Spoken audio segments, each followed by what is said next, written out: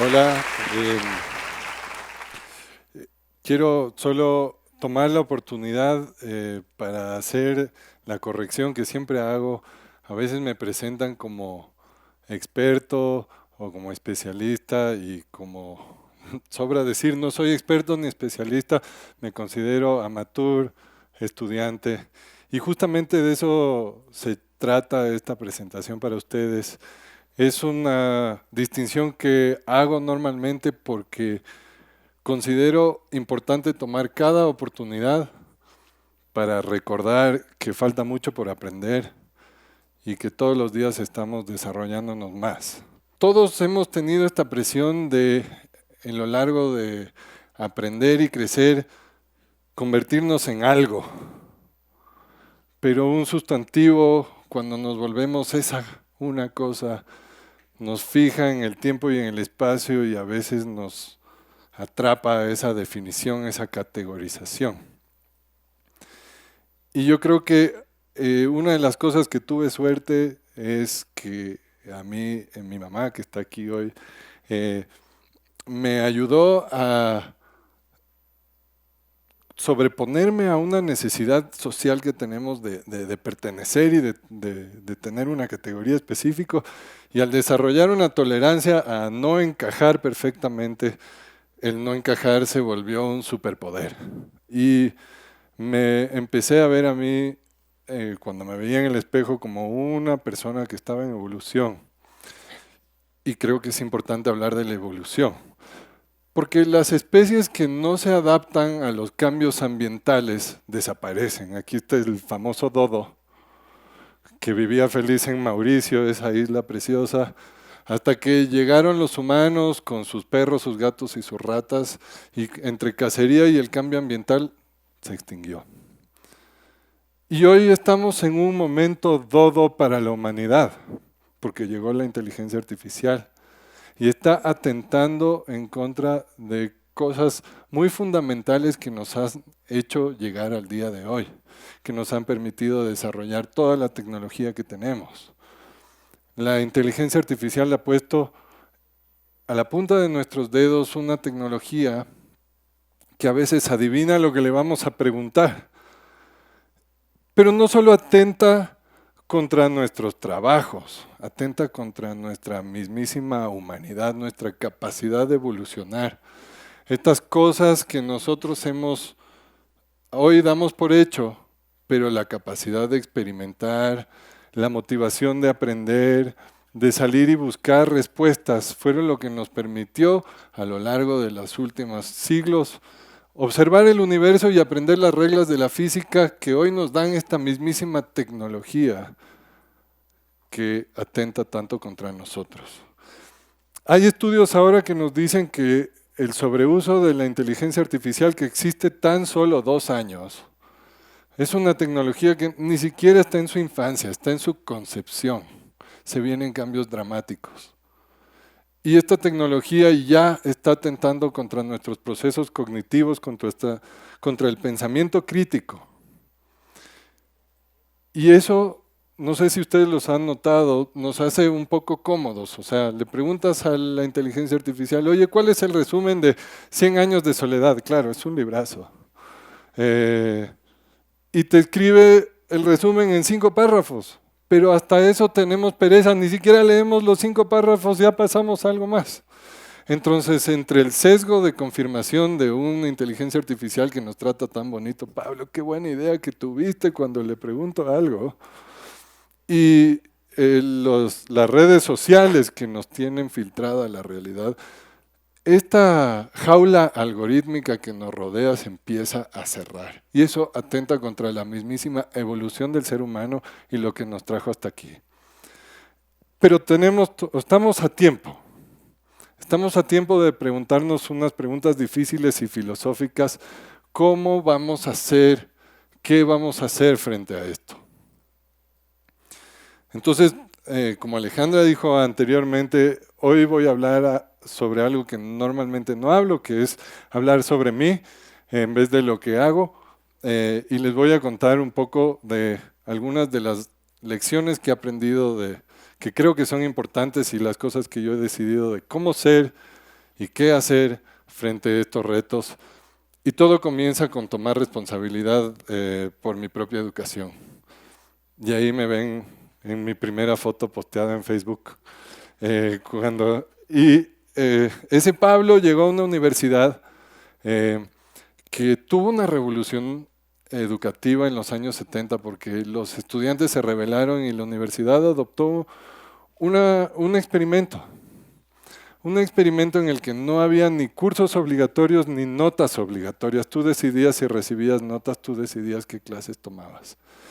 Pero yo llegué a la universidad queriendo ser esa categoría específica. Yo quería estudiar aeronáutica y por 2 años persistí en esa noción porque traía una inercia del sistema educativo de cómo funcionaba. A mí me educaban, pero esta institución me estaba tratando de enseñar que yo era responsable de educarme.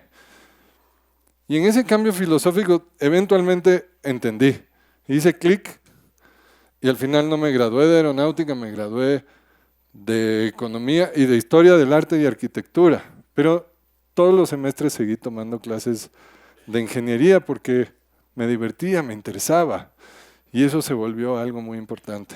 Entonces, con esta idea de que voy a aprender un poco de todo, di el salto profesional y caí en banca de inversión.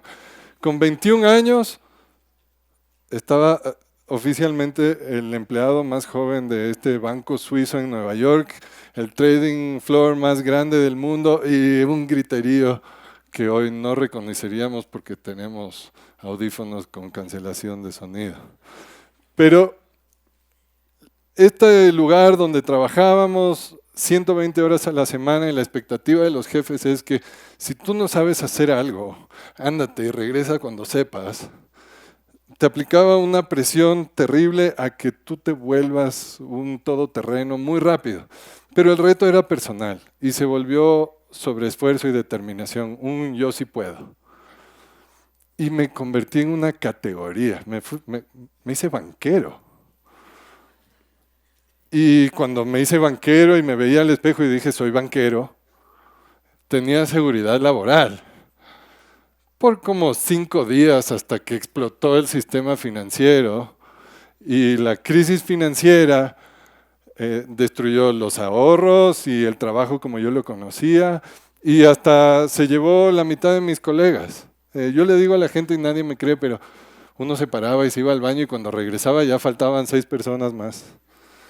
Y la verdad es que esto es lo que en la crisis financiera tuvimos que reinventarnos cómo funcionaba el negocio, crear nuevas estrategias de éxito. Y una vez que esto se estabilizó y aprendí esta importante lección de resiliencia y adaptabilidad, volví a los estudios. Y como yo ya estaba programado de esta manera que quería yo poder escoger, encontré el único programa educativo que solo requería una materia obligatoria y todo el resto eran opcionales. Y hice mis estudios en sostenibilidad. Entonces estudié sobre manejo de desechos químicos y energía nuclear y ley ambiental y gestión de negocios sostenibles y responsabilidad social. Y cuando salí al mundo laboral, no había trabajos para gente que le gustaba un poquito de todo. Entonces, encontré un trabajo en una fundación que evaluaba proyectos de gente que estaba tratando de resolver problemas grandes de la humanidad. Cómo abastecer de agua en lugares áridos, cómo resolver problemas de sobrepesca.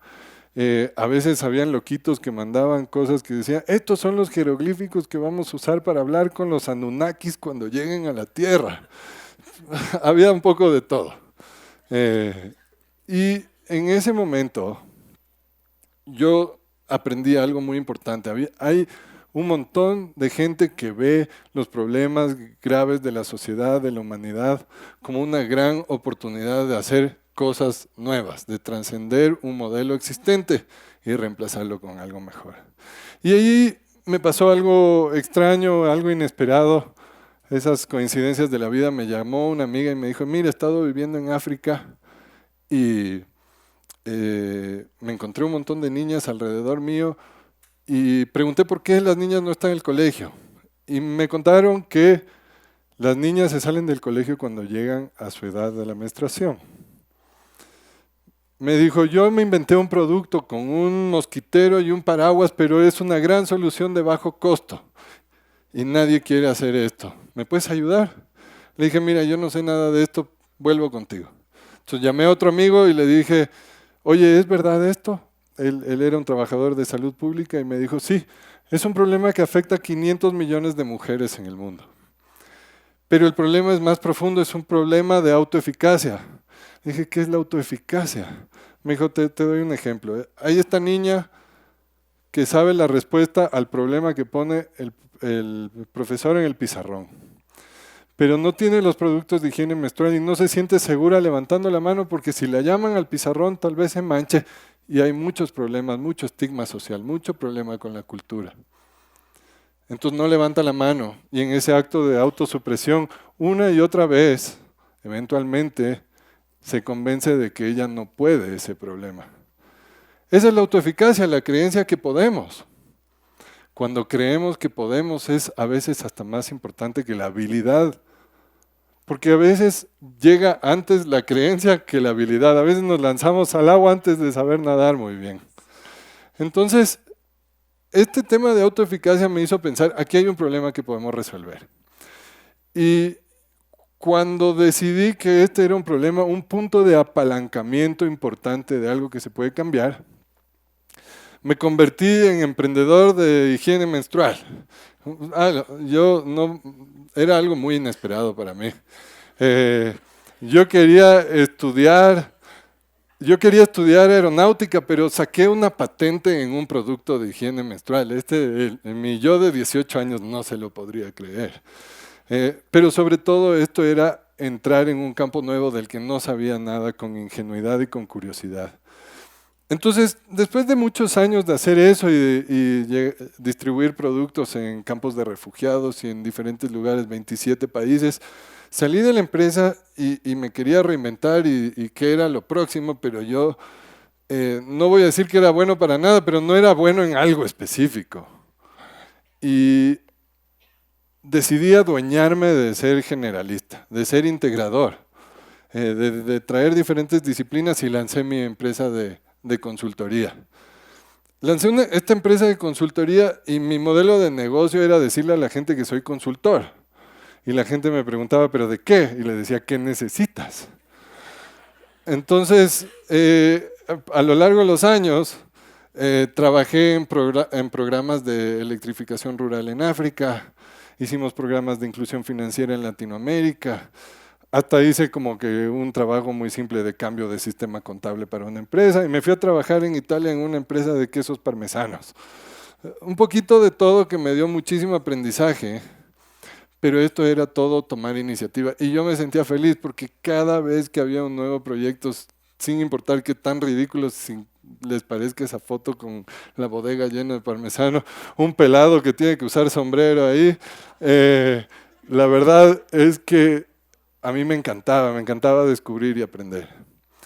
Y después cuando regresé a vivir a Ecuador, he tenido la suerte de poder liderar Endeavor Ecuador, que es la comunidad de emprendimiento aquí, parte de la red global de Endeavor, donde nosotros trabajamos en apoyo al emprendimiento. Y ahora tengo esta oportunidad de tomar esta biblioteca de experimentos y de conocimiento incompleto, y ayudarles y apoyarles y trabajar de la mano con gente que está demostrando esa iniciativa. Yo tengo una regla personal en esta vida de que es que yo debo corresponder a cualquier persona que me demuestra iniciativa. Entonces, alguien me llama y me dice, quiero hablar contigo, yo hablo con ellos. Y a mí, bueno, eso también tiene un sacrificio de tiempo muy grande.